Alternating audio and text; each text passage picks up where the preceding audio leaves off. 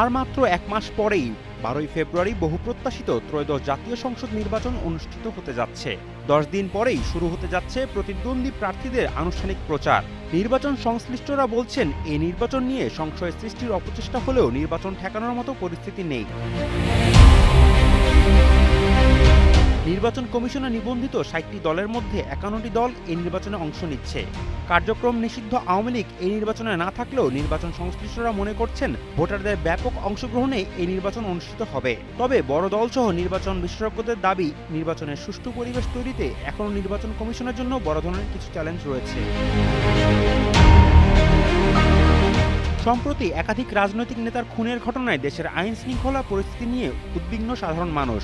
ঠিক এমন সময়ে আইন শৃঙ্খলা পরিস্থিতি নিয়ন্ত্রণ, নির্বাচনী প্রচারে সকল প্রার্থীর সমান অধিকার নিশ্চিত করা এবং একই দিনে সংসদ নির্বাচন ও গণভোট অনুষ্ঠানের ব্যবস্থা করা অনেক বড় চ্যালেঞ্জ। টানা তৃতীয়বার অর্জন করেছে দেশের সেরা সুপার ব্র্যান্ড স্বীকৃতি বসুন্ধরা টিস্যু। পাশাপাশি 2 ভোটের সুষ্ঠু গণনা সম্পন্ন করাও নির্বাচন কমিশনের ইতিহাসে অন্যতম বড় চ্যালেঞ্জ।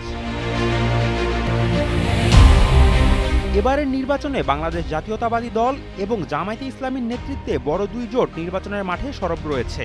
2 জোটের প্রার্থীরাই নিজেদের জয়ের ব্যাপারে সরব হলেও সার্বিক পরিস্থিতি বিবেচনায় তারা শঙ্কায় রয়েছেন। বিশেষত সম্ভাব্য প্রার্থী ওসমান হাদি ও যুবদল নেতা মুসাব্বির হত্যার ঘটনা নির্বাচনী প্রচারে প্রভাব ফেলতে পারে। সাম্প্রতিক বক্তব্যে এমন শঙ্কার কথাই প্রকাশ করেন বিএনপি মহাসচিব মির্জা ফখরুল ইসলাম আলমগীর।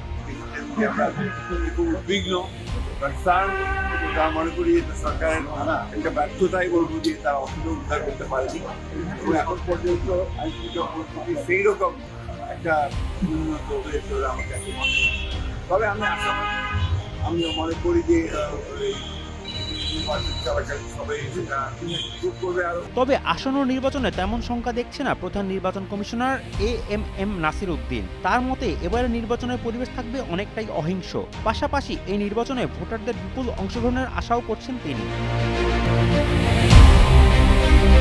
শাহেদ আলম ফাহিম, কালের কণ্ঠ।